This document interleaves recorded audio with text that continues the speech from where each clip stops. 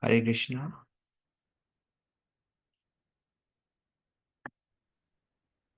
Hare Hare Krishna. Krishna Prabhuji. Dandavat Pranam. Jai Shri Prabhupada.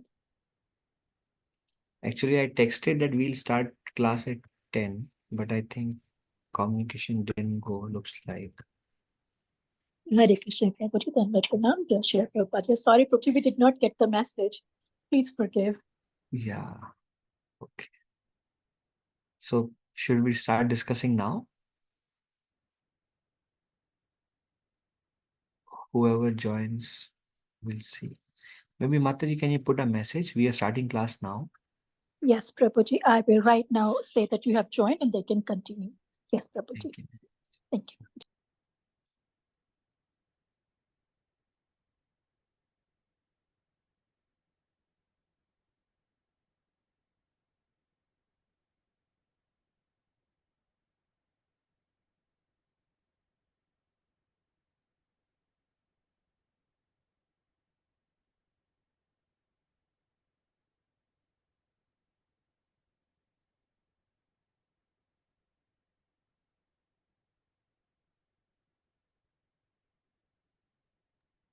Yes, Prabhuji, I put the message in there.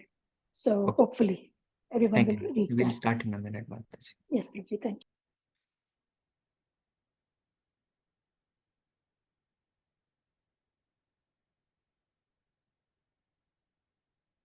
Jai Krishna Prabhu Ji Dandavat Pranam. Jai Shri Prabhupada Guru Maharaj. Himanshu Prabhu, Dandavat Pranam, Jai Shri Prabhupada. Hare Krishna Prabhuji, Dandavat Pranam, Jai Shri Prabhupada. Dandavat Pranam, Pravina Mataji, Jai Shri Prabhupada.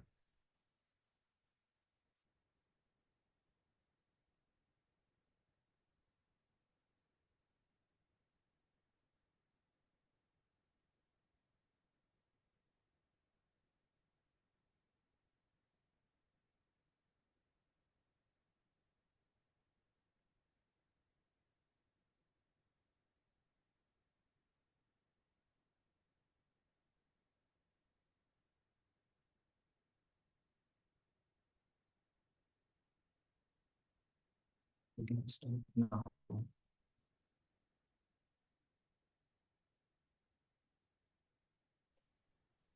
Hare Krishna Prabhuji, Dandavat Pranam.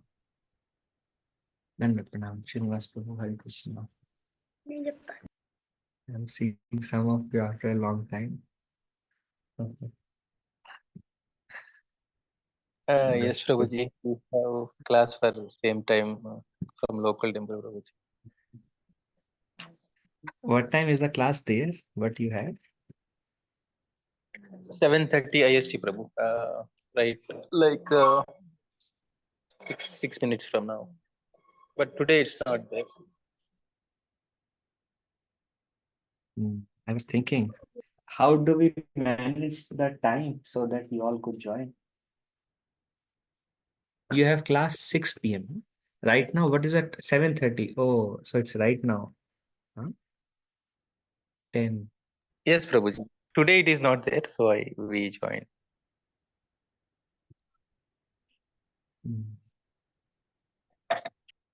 We have to see how we manage the time so you all can join. Yeah. Okay, let's see. I'll leave it up to Srisha Mataji to coordinate. Sorry, Subhamani Radha Mataji.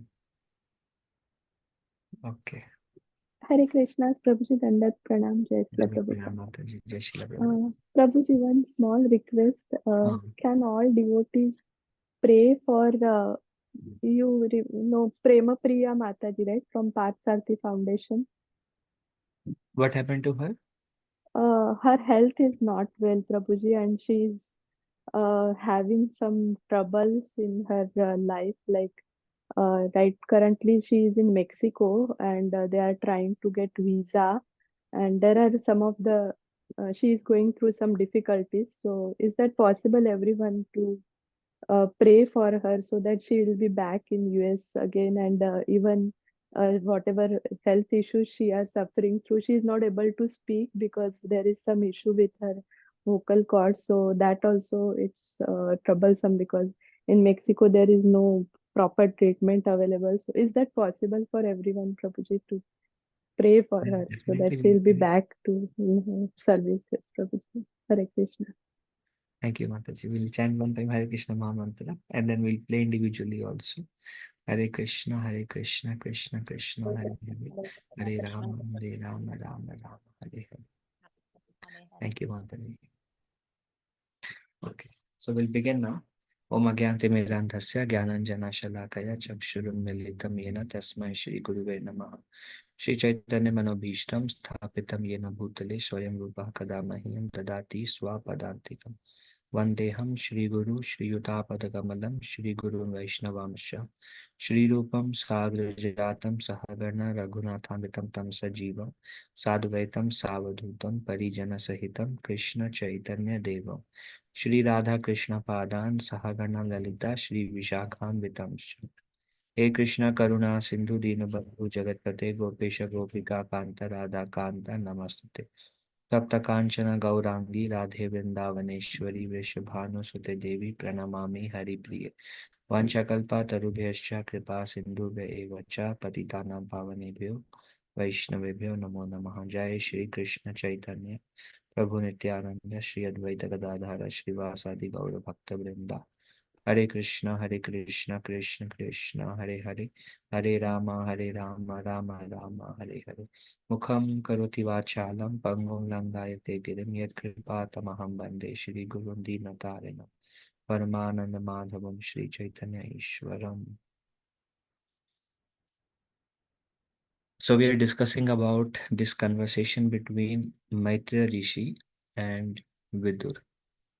We saw past few chapters, Vidura conversation with Uddhava. Then Uddhava direct Vidura. Vidura had a desire to hear Shrimad Bhagavatam that Krishna spoke to Uddhava and Maitreya together just before his departure. So Vidura has a desire to hear that from Uddhava. Uddhava, out of etiquette, because Vidura was his father's age. So out of etiquette, Uddhava directs Vidura to Maitreya. Then Uddhava went to uh, Himalayas to give his association to the sages of Nar Narayan Rishi. And Vidura, he went to Haridwar, and there was the meeting with Maitreya Rishi. And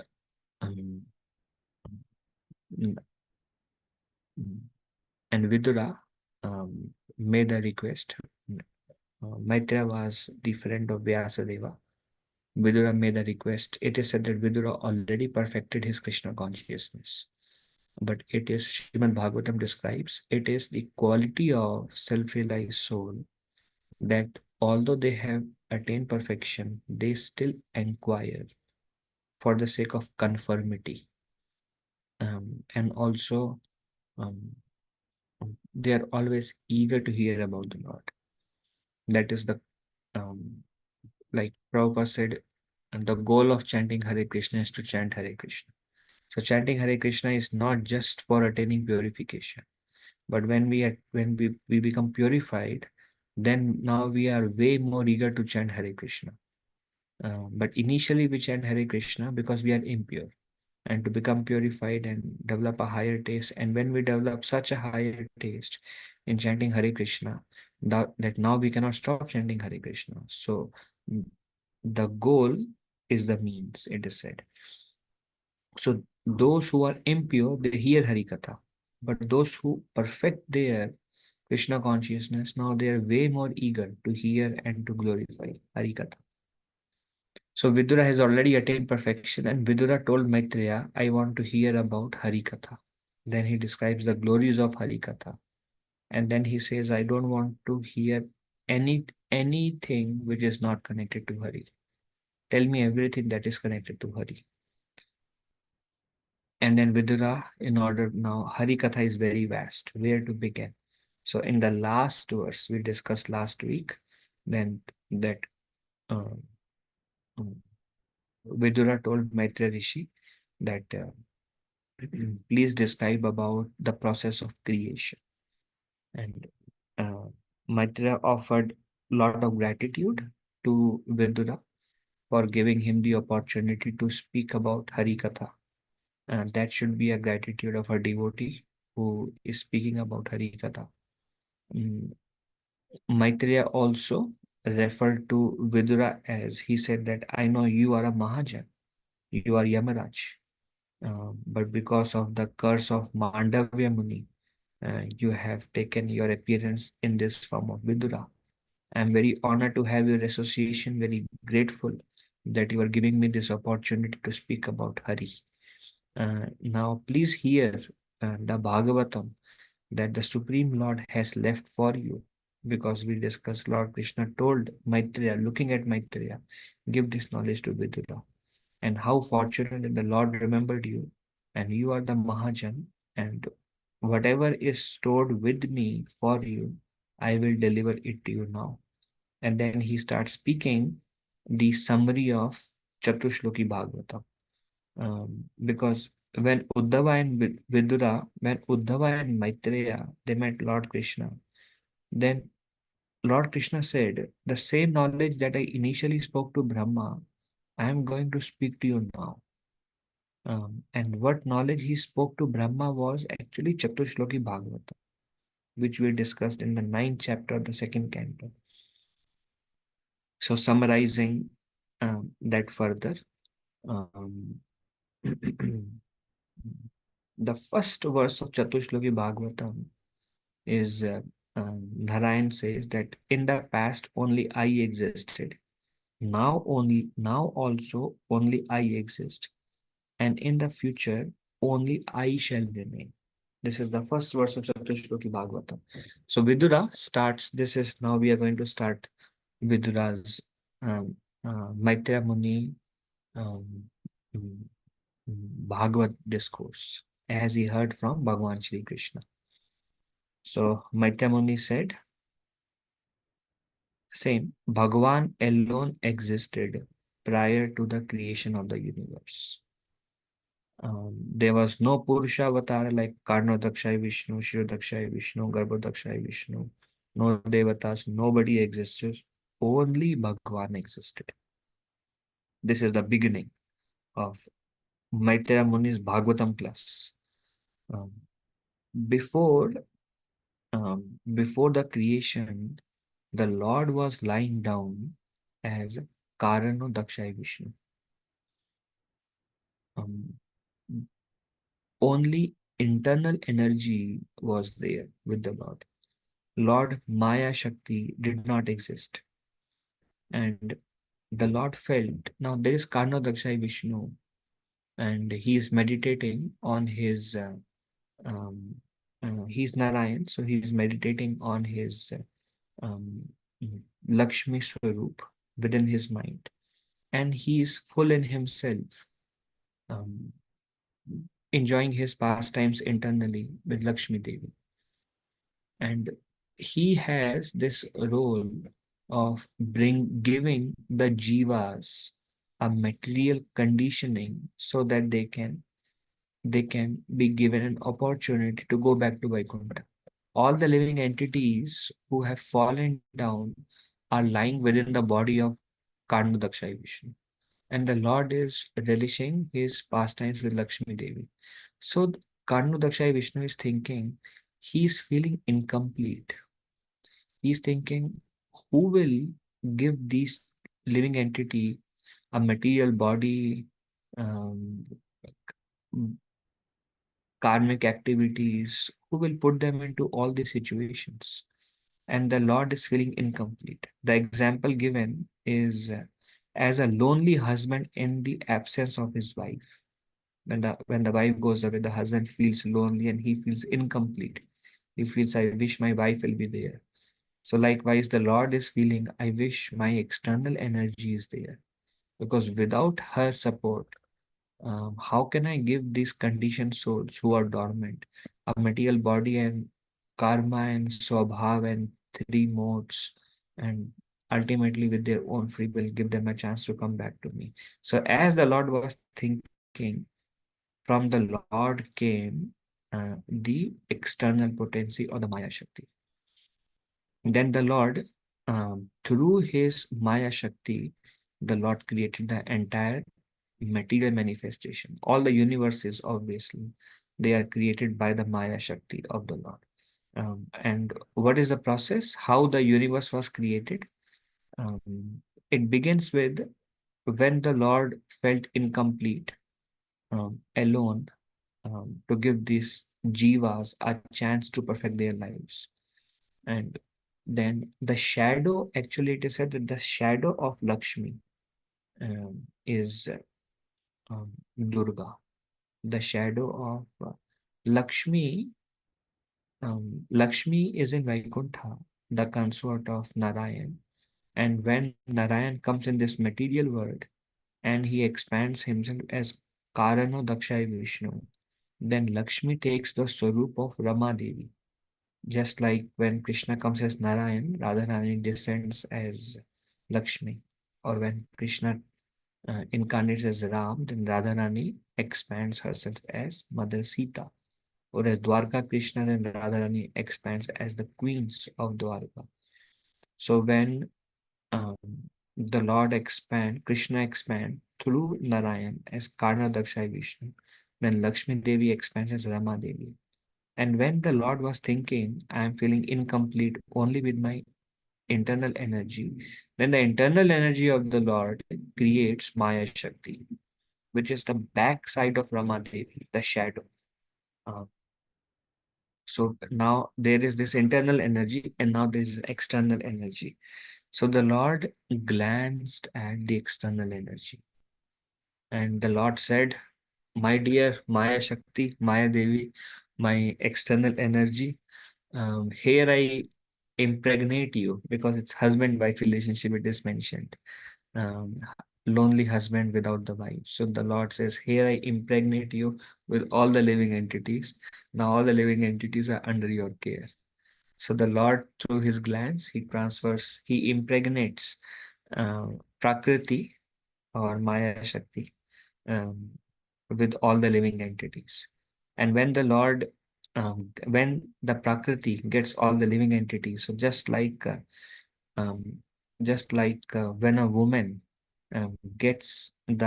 is impregnated by the husband, then the womb of a woman is agitated, and that begins lot of reaction. If there is no impregnation, then the fluids just pass out.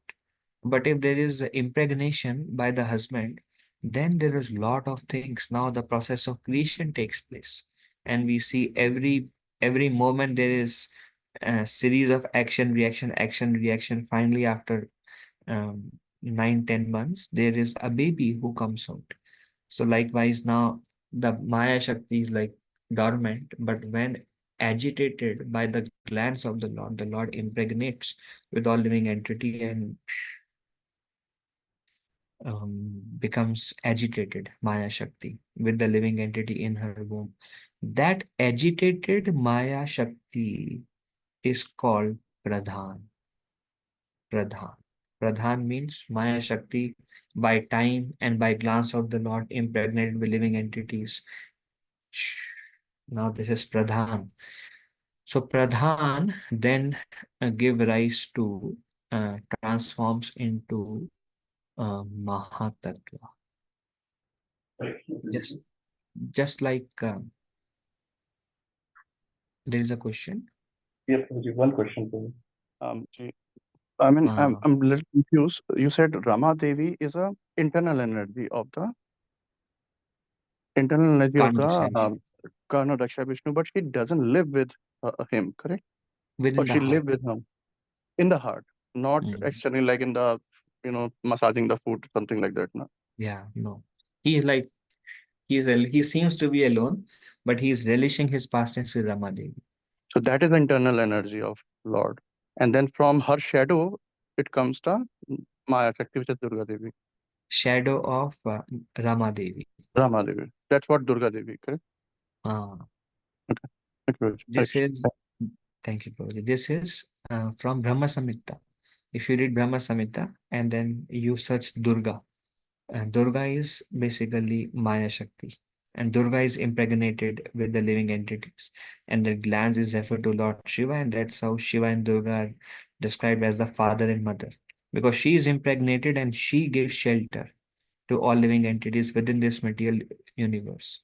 And this material universe is called Devi Dham, which is basically Durga Devi Dham, the abode of goddess Durga or Devi. Then there is Mahesh Dham, then there is Vaikuntha Dham. And Brahma Samhita explains higher than Devi Dham is Mahesh Dham, higher than Mahesh Dham is Vaikuntha Dham, higher than Vaikuntha Dham. Then it goes on to Dwarka, Mathura, Vrindavan, Govardhan, Radhakund.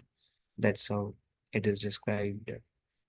Rupa Goswami describes this also, and originally coming from Brahma Samhita, Devi Dham. So,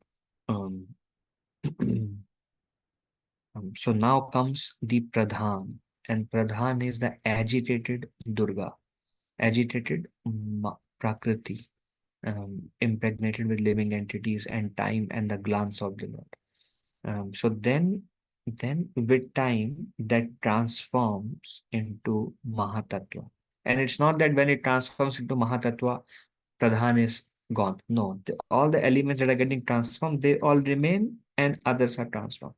Just like we will hear today, from the sky comes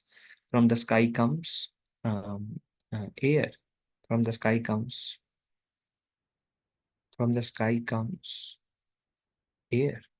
And it's not that the sky disappears, only air remains. No, all the elements remains, but one element come from another to another to another, like this.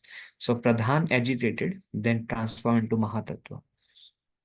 Then Mahatattva, it is described, the quality of Mahatattva is predominated by Sattva Guna. And the quality of Sattva Guna is Gyan.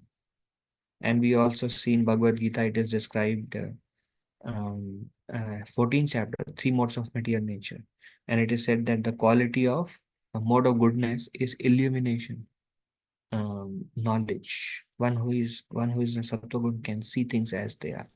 All these, one who is influenced by Sattva, Krishna says, all the gates are illumined by knowledge. So this Mahatattva is primarily Sattva primarily because other gunas are also there, and we will see them. Primarily Sattva Guna, and the quality and is composed of the quality of knowledge, Jnana Shakti. And then along with Mahatattva, from agitated Pradhan comes Mahatattva, and also comes, there is something called let's see, I remember the name Sutra Tattva. Sutra Tattva.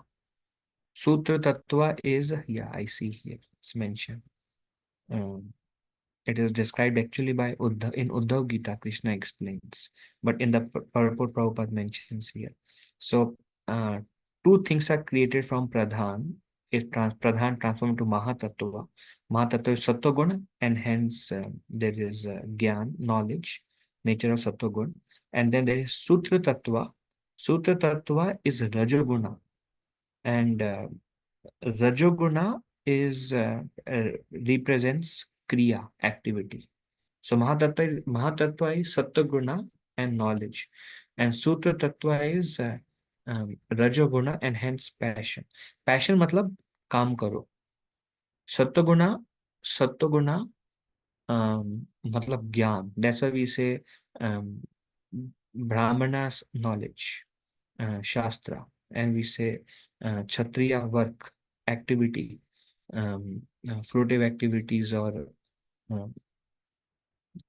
give protection, fighting, valor, great determination. So a lot of Kriya is there.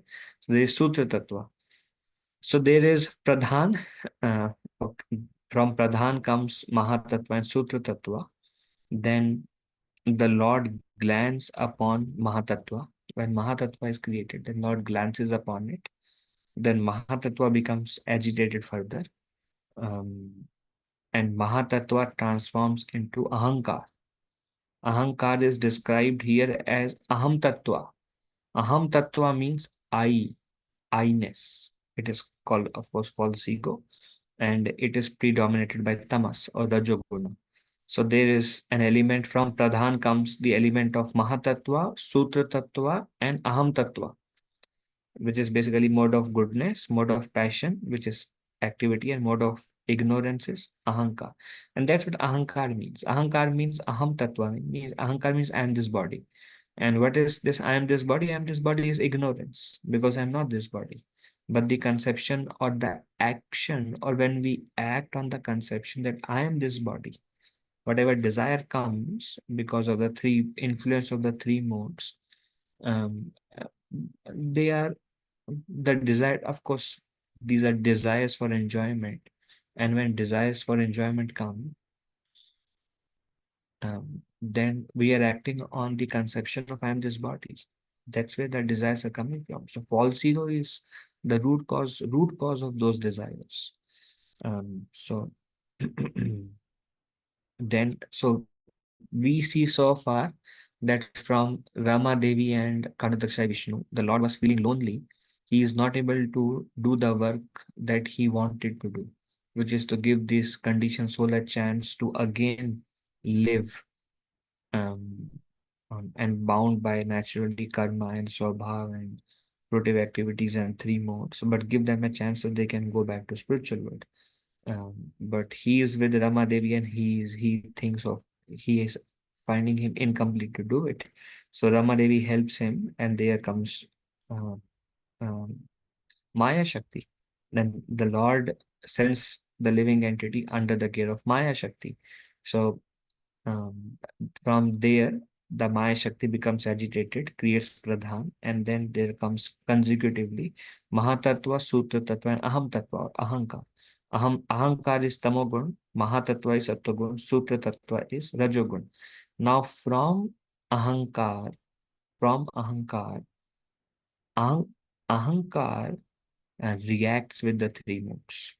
So when Ahankar contact mode of goodness. So three modes are already created. Three modes are created from Durga Devi herself.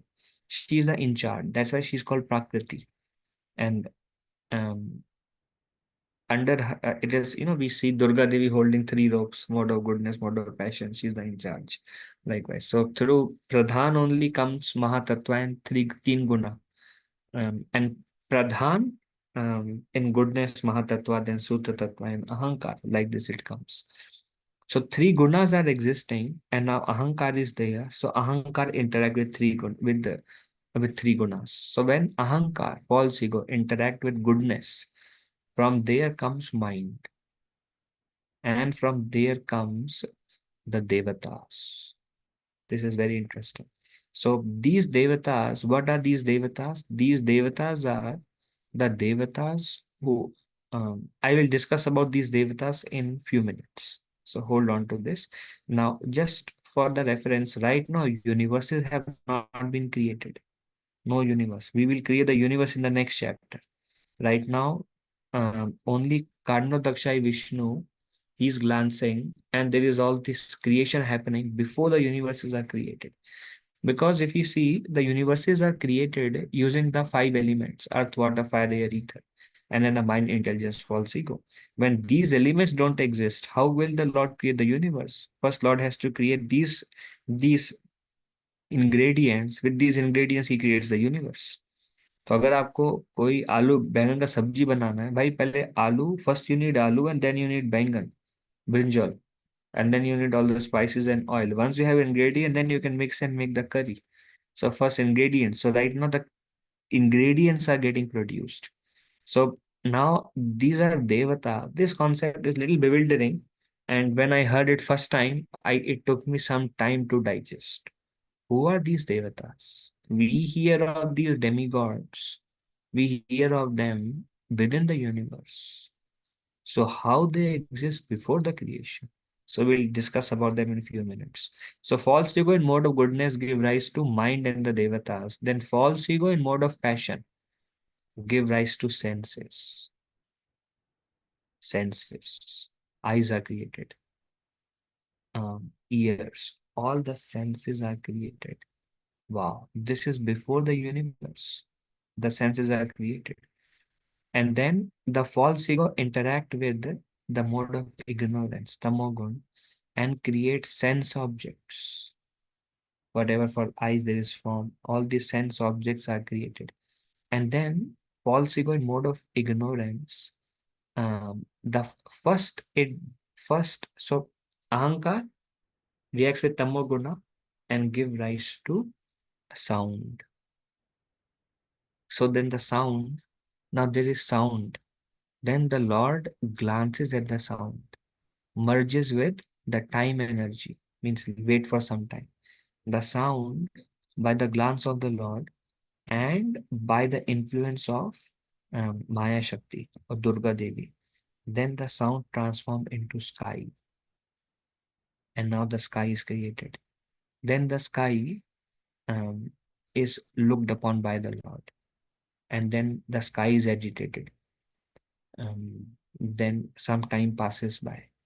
And there is a mixture with the Maya Shakti. Again, sky interacts with Maya Shakti. And from there comes the touch, sense object. Subtle is created first. From subtle comes gross. So first touch is created. And the touch gradually transforms into air. And then from air, then the Lord glances at the air, mixed with time potency, mixed with Maya Shakti. Then the air give rise to form. And the form gradually transforms into fire. And then the fire again mixes with the Lord glands, air, Maya Shakti, time, Kala Shakti, and then give rise to taste. And from taste comes water. And likewise, water mixed with fire and mixed with other elements give rise to smell. And then smell give rise to earth. So in this way, we see how the sense object and the gross elements are produced. So one thing which we have discussed in the past, may not be in this discussion, is from subtle comes gross. For example, if somebody asks us, so does the earth comes from smell or the smell comes from earth? Like somebody asks you, does the rose fragrance comes from the rose or does rose comes from the fragrance? Does rose comes from fragrance or does fragrance comes from rose? But a common person will say the fragrance comes from rose. But if you take it to the basic level, deeper level, then it is said from the smell comes earth. Gross comes from the subtle. Gross comes from the subtle. Somebody asks, so does water has taste? When you drink water, there is a taste in water. So it is said that from the taste comes water. From the water comes smell, and from the smell comes earth. Just like Krishna also explains, our gross body, gross body comes from the subtle body. And Lord Krishna explains in 13th chapter Bhagavad Gita that and 15th chapter also Lord Krishna explains. 15th chapter, Lord Krishna explains um, uh, whatever we are thinking at the time of death. This is from obviously 8th chapter. Whatever we are thinking at the time of death, we get a gross body accordingly. And 15th chapter says the next body senses how active they are and what is their desire is based on that desire in the previous life. So whatever is in the subtle, then we get a gross around the subtle. And we see that the first element is sound. So it is said that the whole universe is created from sound. Think about it. The whole universe is created from sound. So very difficult to understand. And that's how, because from sound comes sky, from sky comes air, touch comes air, and then all the elements and all the elements together give rise to universe. But ultimately everything is coming from sound. And from sound, we go back from gross to subtle. Spiritual life is going from gross to subtle. Everybody in this material world is absorbed in gross pleasures. Khana, or form, or sound, taste, touch. So everyone is interested in gross pleasure. But then spiritual life is not based on gross sense interaction. Spiritual life is actually based on sound. Hare Krishna, Krishna Krishna, Hare Hare, Hare Ram, Ram Ram, Hare Hare. So from um, from subtle comes gross. Okay. So that was, so now we have created Maya Shakti, then we created Pradhan, when the Maya Shakti was impregnated with living entities. Then we created from Pradhan 3 modes, and they transformed into Mahatattva, Sutra Tattva, and Ahankar. Then from Ahankar, interaction with mode of goodness, we created Devata and the mind. So mind is actually mode of goodness. Then from Ahankar in passion, we created senses, and the intelligence also comes from Ahankar in Rajoguna. And then Ahankar in Tamoguna, in mode of ignorance, creates sense objects, and through sense objects, which is like touch, form, um, sound, from sense object comes the gross elements, earth, water, fire, air, ether. So by now we have created earth, water, fire, air, ether. We have created the 5 sense objects, which is the sound, the touch, the form, the taste, and smell. So we created those. Then we have created the mind, we have created intelligence, we have created Mahatattva, we have created um, um, the senses, we have created false ego, and now all of these things exist. Okay, so now what are these devatas? So these devatas are described in Bhagavatam as portions of Vishnu. Portions of Vishnu. This is very complex subject matter to understand, and it will kind of shake our understanding if we understand what are these devatas, how they are created. So now we may have heard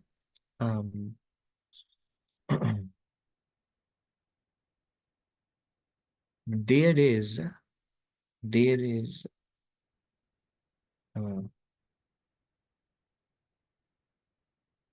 there is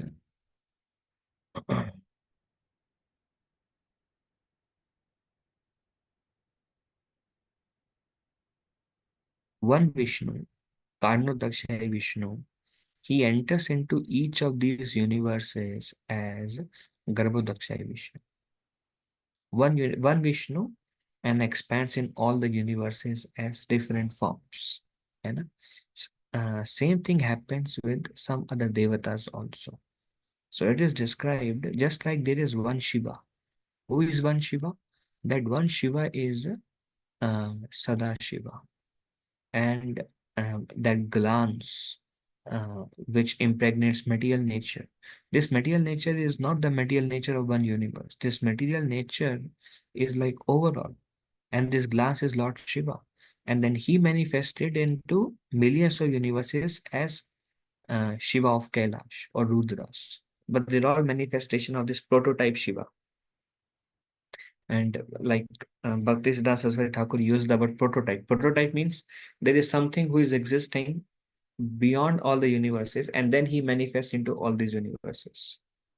So it is described there is Brahma, prototype Brahma, and all the Brahma within these universes are manifestation of prototype Brahma. So likewise, these are the prototype Devatas. And who are those? They are Surya, Vayu, Ashwani Kumaras, Varuna, Indra, Upendra, Agni, Prajapati, Dik Devatas. So there are 10 Devatas um, um, for 10 senses, which includes working senses and knowledge acquiring senses. And all these devatas were created before the universe, before the universes were created. And they are all portions of, they're all portions, their portion expand into these different devatas within each universes. So we have created the mind, the devatas. These are only 10 devatas that are created before the universes were created. The mind, the devatas, the senses, the intelligence, um, um, the sense objects, and then false ego and Mahatattva and Pradhan and three modes of material nature. The time, all these things exist before everything. Now, naturally, we will see next week all these things combines together and then forms the universes. And then all these things enters into the universes. All these things enter into each universe. So each universe have all these things. Each universe has Pradhan, has Mahatattva, has Ahankar, has mind, intelligence, senses, these devatas, um, are thought of. Everything that is created before enters into each universe. So the verse number 38 describes the controlling deities of these elements that we discussed, Vayu, Indra. They are portions of Vishnu, and they were unable to perform their universal duties. And the universal duties, they all have some function to please the Lord. They all were unable to, so they started praying. So these devatas, before the universes comes out, these devatas, they pray to Karano Dakshai Vishnu, because he's the original Vishnu who expands into Garbho Dakshai and Shiro Dakshai Vishnu. So devatas are praying to Karano Dakshai Vishnu. And first they describe the 5 benefits of taking shelter of the lotus feet of Narayan, or for us, lotus feet of Krishna. So the first benefit of that meditation on lotus feet of Krishna gives, the first benefit is the devatas say, your lotus feet are like an umbrella for the surrendered souls, by which they throw off all miseries. Just like there is rain falling, you take an umbrella, so all the water will go away and nothing will fall on you. Likewise, this place is called Dukhalyam, Ashashvatam. It is full of misery. And if we take shelter of lotus feet of Krishna, then that lotus feet of Krishna's remembrance is like an umbrella, and all the misery will go away and nothing will touch us. And this is also described in Shrimad Bhagavatam, second verse of Shrimad Bhagavatam. And it is said that this Shrimad Bhagavatam, anybody who reads this Shrimad Bhagavatam will get rid of threefold miseries of material existence. And same thing is here, Devatas pray to lotus feet of Lord Krishna. All the miseries will go away. This is the first benefit. Then the second benefit is anybody who takes shelter of lotus feet of Krishna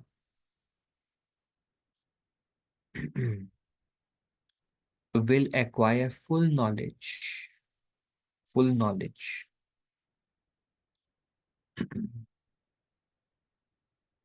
Because why we acquire full knowledge? Because the lotus feet of Krishna, itself is full of knowledge. So one who takes will get full knowledge, or ignorance will go away. Opposite of knowledge is ignorance. Like you see Dhruv Maharaj, when he was fighting with Yakshas created all this hallucination of blood, pus, snake, ghost, and all these things coming. So the Devatas told Dhruv Maharaj, chant the name of Hari, chant the name of Hari. Dhruv Maharaj called out the name of Hari and everything disappeared. So knowledge means when we take shelter of lotus feet of Krishna, then we will not act on the bodily demands, bodily pleasure, material desires, and they are all coming from ignorance. So one who takes shelter of lotus feet of Krishna will be illuminated with knowledge. Also, of course, it's like Shuddha Sattva. Sattva means knowledge, you know? Shuddha Sattva. And live and transcendental relationship will awaken. In one of the book, Krishna's Kaviraj Goswami describes, by remembering the lotus feet of Krishna, one will awaken Raganuga Bhakti. There are two bhakti, no? Vaidhi sadhana bhakti and Raganuga sadhana bhakti. Raganuga sadhana bhakti is for devotees who are attached to Krishna.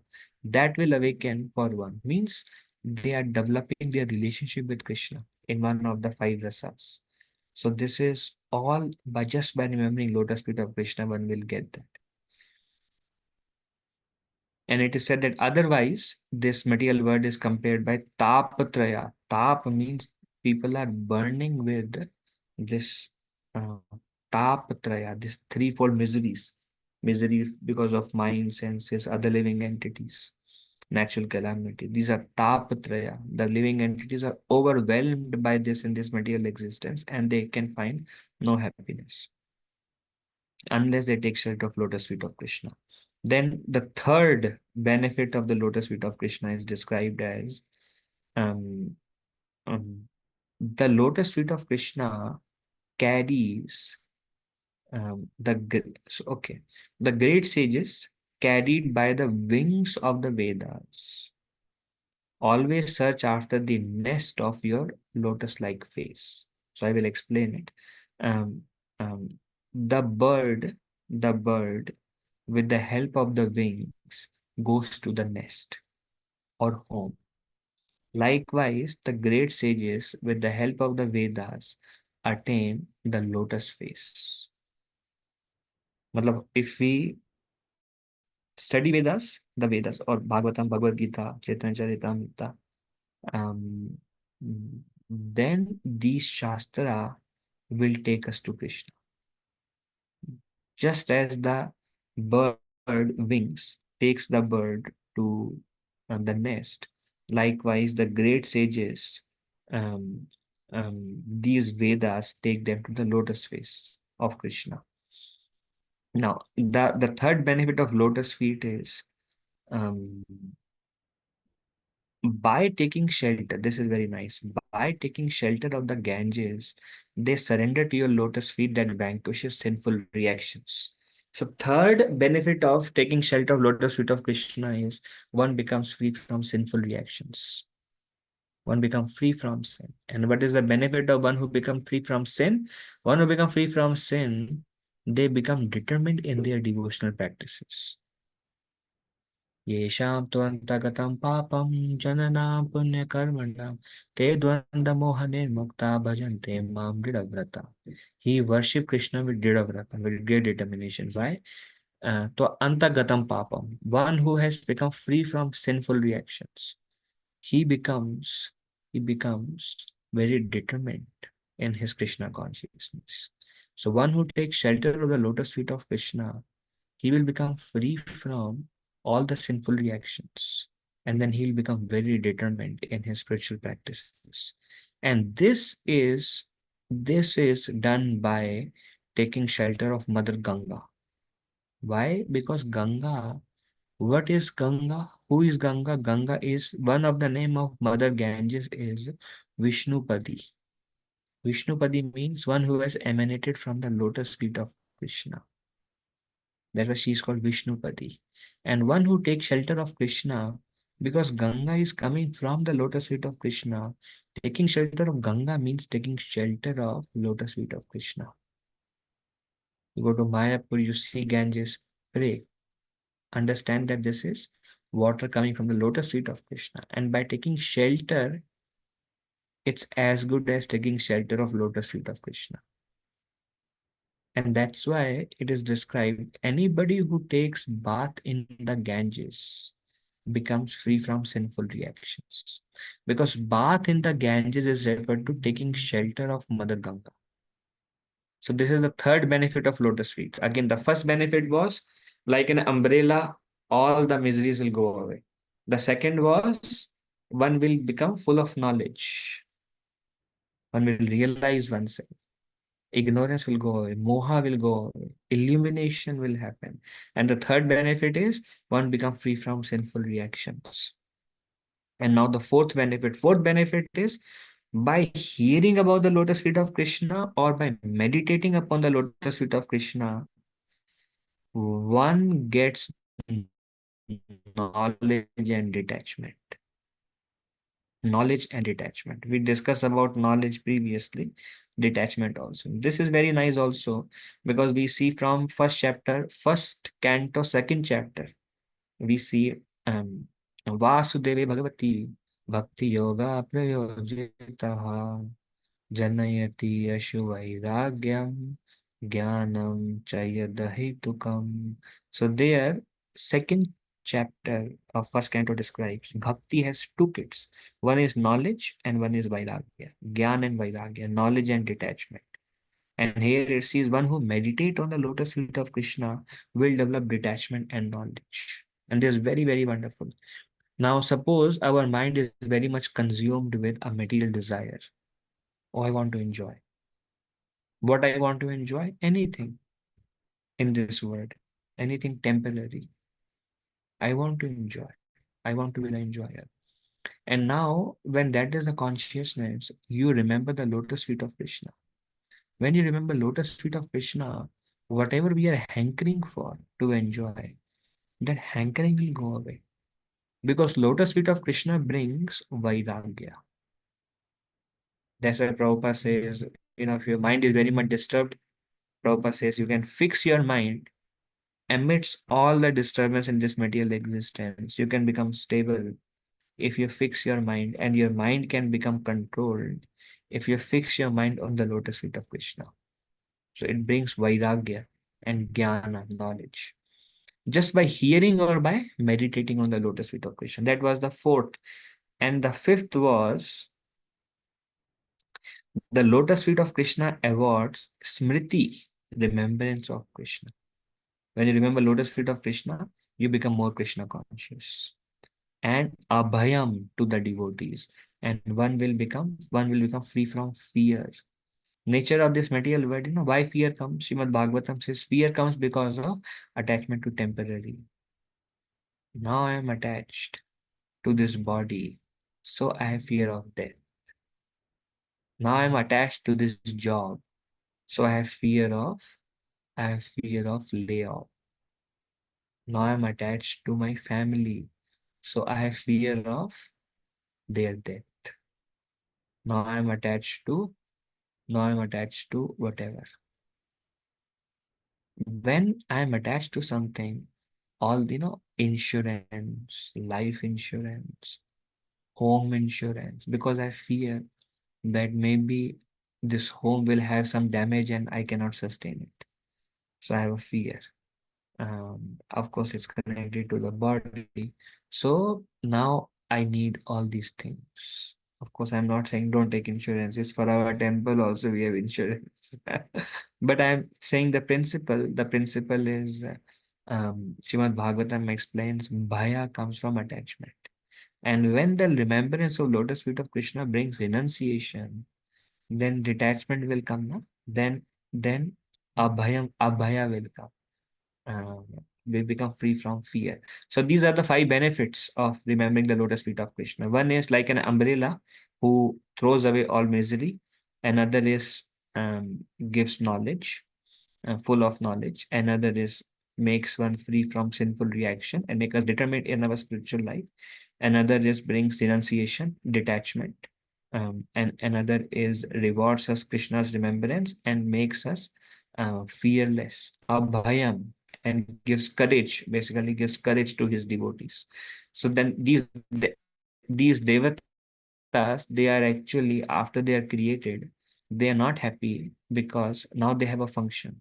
They have a function to help these conditioned souls, and they have universal affairs. Indra has his own affair, and these are all functions. And they're not able to do because the universe itself doesn't exist. So in order to do their service, they are remembering the lotus feet of Krishna and praying and glorifying the lotus feet of Krishna. We see when Brahma appeared, Brahma had a strong desire to populate the universe, to procreate. And Brahma has a desire and he was feeling helpless. The reason he has those desires is because Krishna has given that desire from within his heart, but he doesn't know how to fulfill. So he performed tapasya. And then the Lord gave him facility to fulfill his desire, which was actually service to Krishna. Likewise, these devatas were created by Krishna. Actually, they are portions of Vishnu, but they were created by the Mahatattva mode of goodness. And now they have a desire. They have universal roles. They have responsibility in the universes, but there is no universe yet. So they are taking shelter of lotus feet of Krishna. That's like Tapa of Brahma is praying to Krishna.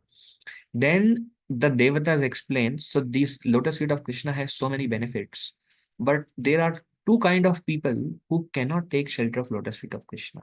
Obviously, if we are not able to take the shelter of lotus feet of Krishna, then we lie in one of those two categories. Who is unqualified? Although it's so great to meditate and remember the lotus feet of Krishna, who is unqualified candidate to take shelter of lotus feet of Krishna? Then Devata says that your lotus feet are unapproachable.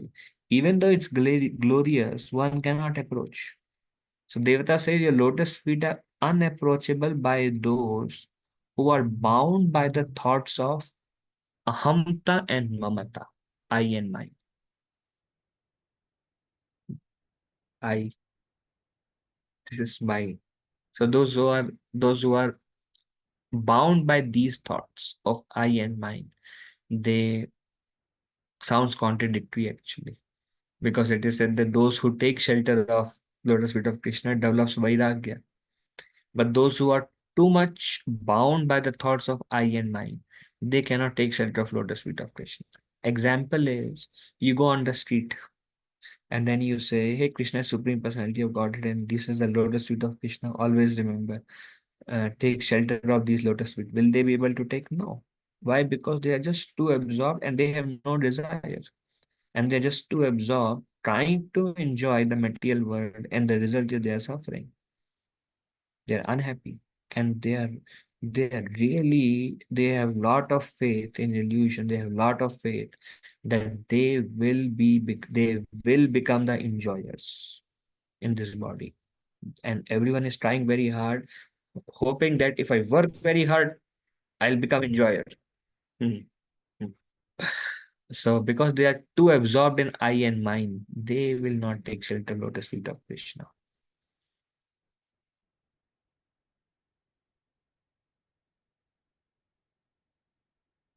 It is said that even such people, Prabhupada says in the purport, Prabhupada says, even such people can also attain the shelter of lotus feet of Krishna by devotee association. So this is one kind of unqualified candidate, is those who are too absorbed in I and mine. And another unqualified candidate is those who are offensive. Those who are offensive. Those who are engrossed in materialistic activities and are offensive, they cannot take shelter of lotus feet of Krishna. And then it says only those. So these are unqualified candidate. Who are unqualified candidate? Those who are absorbed in I and mine, or basically materialistic activities, and those who are offensive. Although the lotus feet of Krishna are all glorious, these two kind of people cannot take shelter. And then who can take shelter? It is said that only those who simply drink the nectar of Krishna Katha and with earnest devotional service, only they can take shelter of your lotus feet. Keval bhakt log, those who are engaged in hearing about Krishna, those who are eager to render devotional service to Krishna, only they will be able to, they are referred to as pure devotees, and only they will be able to see your lotus feet, of course, in their mind, and they will be able to take shelter of your lotus feet, and they will be able to relish your activities. These are great personalities. Okay, and so we have come to the end of this chapter. At the end, the Devatas, at the end, last 4 verses, the Devatas pray that we are born to please you. We are your part and parcel, and our goal is to make you happy. Um, please give us the direction of how we can serve you. Right now, because we have no facility and we are all disunited, so we are not able to serve you. Please show us the way by which we can render service to you, for which you have created us. And this is true not only for Devatas, this is true for all living entities. We are created by Krishna for his pleasure. And Prabhupada says the meaning of Hare Krishna Maha Mantra is, oh my dear Lord Krishna, how can I serve you? Please engage me in your loving service. because that is my original constitutional position. So that's the end of this fifth chapter of third canto of Bhagavatam. So are there any discussions at this point of time? Any questions? Hare Krishna Prabhuji, Dandavat Pranam, all respect for power. Prabhu Am I audible, Dhanavad Prabhuji? Jai Shri Prabhu. Yes, Prabhuji, you are audible. Thank you for a wonderful session, Prabhuji. Prabhuji, my inquiry is on the Devta being portion of Vishnu. So I was considering, we hear that Devtas can be Jeev Tattva, they can be Shakti Tattva, or like Shambhu Tattva is exceptional. So Ah. when we say portions of Vishnu, so like we hear that these are only 10 devtas. If I'm correct, I heard like 10 devtas. Yes. So are they still the Jeev Tattva? Like Indradev is there, Vayudev is there. They are Jeev Tattva. We know that. So these portions of Vishnu, like still that, I mean, they are like the, we hear the Sarga and Visarga. So is it like a Sarga part and Visarga will come later on? Or is it Ah. like the proper personality is there? Like, that's my confusion. So Prabhuji, this concept is, I mean, just past 2 days I was reading from Shivram Maharaj on this concept of Devatas. And this came in this chapter of Bhagavatam also. Very complex, Prabhu. Very complex. This, like Rupa Goswami says, Ganesh exists in Vaikuntha. And I mean, there is a description of even Indra and other Devatas also exist in Vaikuntha. So how do we understand? It's quite actually, I myself not very clear. But what Shivara Maharaj says is whatever Devatas are there, the prominent Devatas, they have a form in Vaikuntha, Maharaj says. They have a form in Vaikuntha, and these Devatas are expansions of those forms. And Maharaj gives an example. Think about it. I am still trying to digest this concept, but Maharaj gives an example of 10th Canto Bhagavatam, where Parikshit Maharaj asked Sukadev Goswami, what piety did Mother Yashoda and Nanda Maharaj did that they were blessed to have Krishna as their son?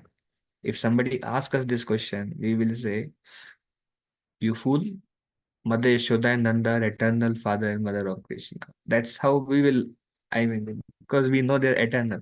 So what Parikshit Maharaj is asking, it is so glorious that they became father and mother of Krishna.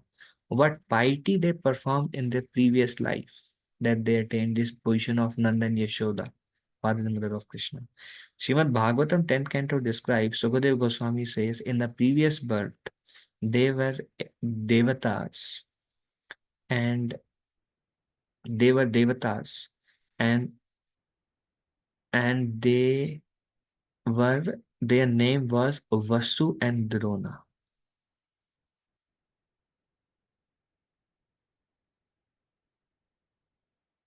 And they reappeared as Nand and Yashoda. So Maharaj is analyzing and quoting Jiva Goswami. So is it like the devatas came as Nand and Yashoda? And then Maharaj said, no, Nand and Yashoda are eternally in Goloka Vrindavan. So they have a role in Vaikuntha, and then they expanded themselves as Vasu and Drona in Swarga, in Swargalok.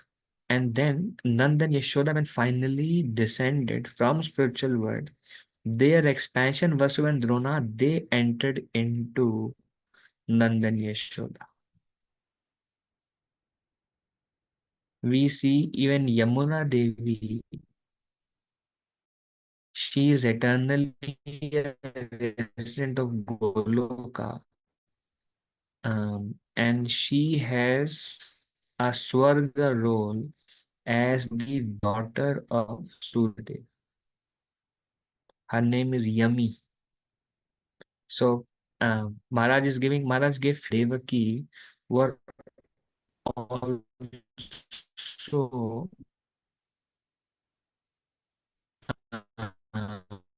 um, Kashyap and Aditi.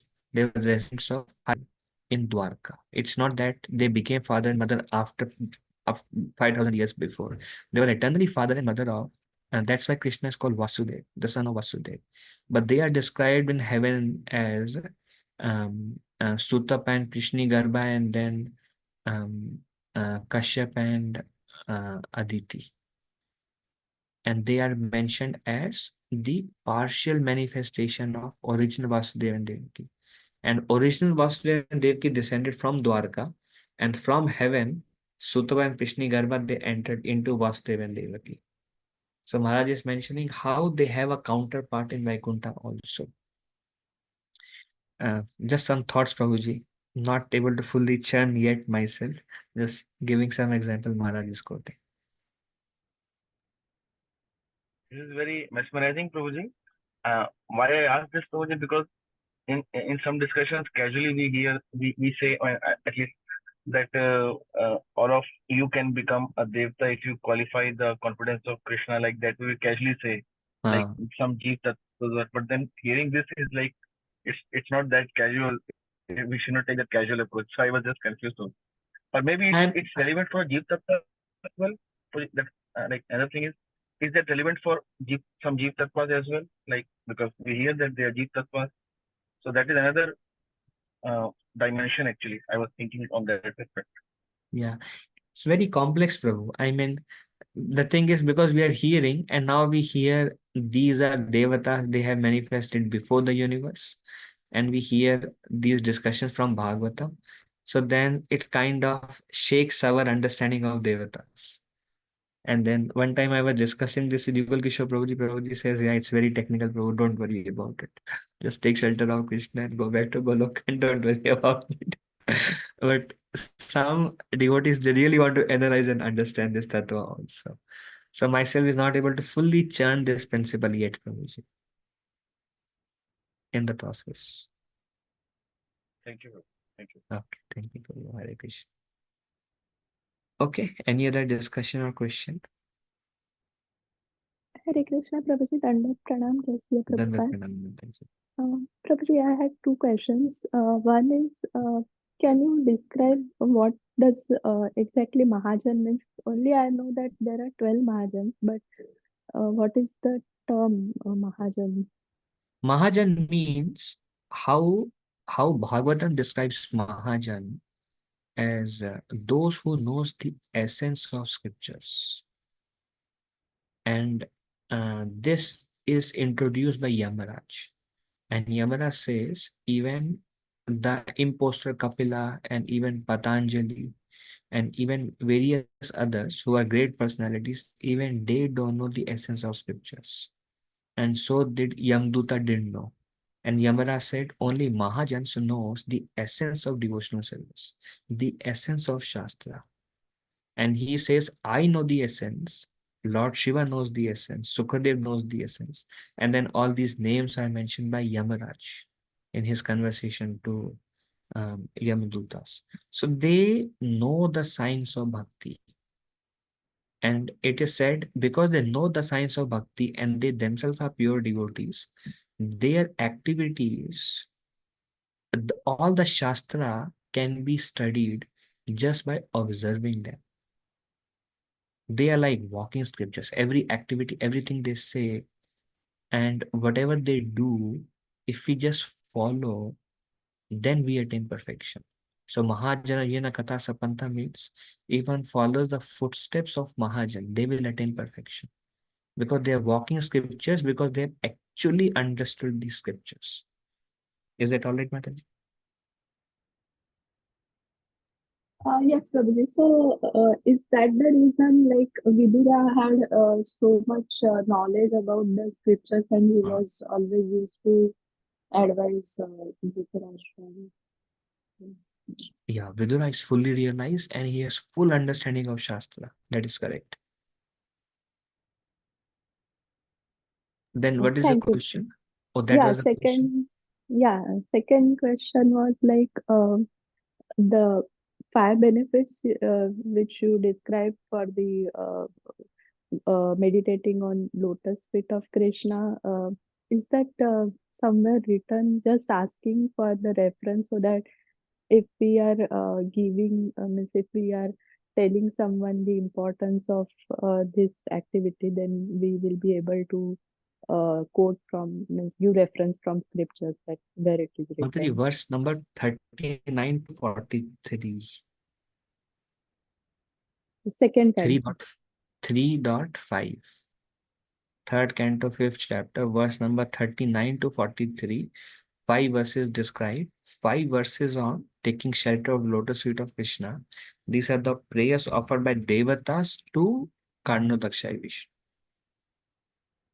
3.5.13.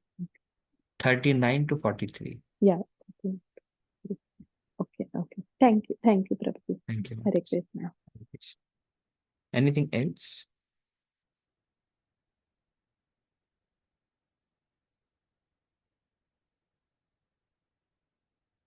Okay, we'll end here.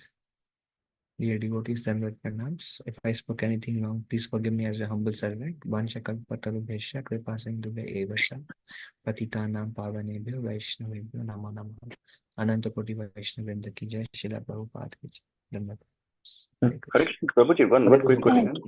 One quick question. So these Batao, 10 sir. devtas name is where it's written, Prabhuji? That those prototype devta, is Brahma included in that or not?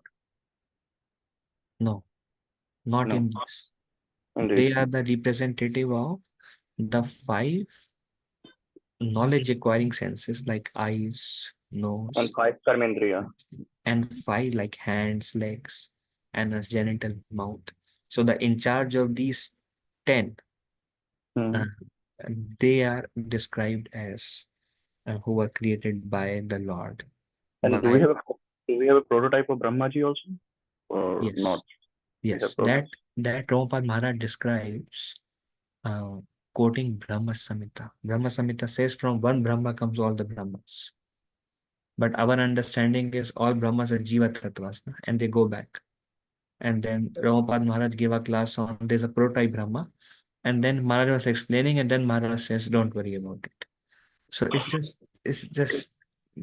I mean, we are hearing and brought up, बच्चे को आपने बड़ा किया है कुछ सुना के एकदम से कुछ ऐसे सुनते तो बच्चा bewildered हो जाता है. So this is from Brahma Samhita. So these are little complex things. And then that prototype Brahmaji is also in the spiritual world, or Prabhuji, where? And that, do we know that? So that what Prabhupada prototype? Maharaj mentions, he said he exists during the time of Karnodakshai Vishnu. He comes Same time. from, just like Shiva comes from Karnodakshai Vishnu, Brahma also comes from Karnodakshai Vishnu, and then he has prototype everywhere in all the universes. And they are his manifestation. But then we hear our Brahma is a pure devotee and not all Brahmas are pure devotees. So we see all of them as living entities and they're all coming from a prototype. So then it sounds little bit, that's why I said I'm not able to fully churn this understanding myself, Prabhuji. But I'm just sharing, this is out there. And probably some things it is said that just by our own progress in Krishna consciousness, probably it will make, because all contradictions merges in Krishna. So some exist, some are resolved. That exists probably will be resolved later. One final question. So this Shiva, Mahesh also come from the prototype, from Karnataka Vishnu. Yes. It's a Sadashiv. There is prototype Shiva, which is the glance. From that Shiva, which is the glance, comes all the Shivas. So that is Sadashiva, or No. No. Okay. Sadashiva is, this glance is touched by the mode of ignorance. Sadashiva is incarnation of Narayan. I'm always confused in that concept. Okay, sorry. Thank you, Rohit. We'll end here. Thank you. Sorry, Prabhuji, can I ask one more question? If you have time, otherwise it's okay. You have a question? Yeah, if it is okay to ask now, if you have time. Yes.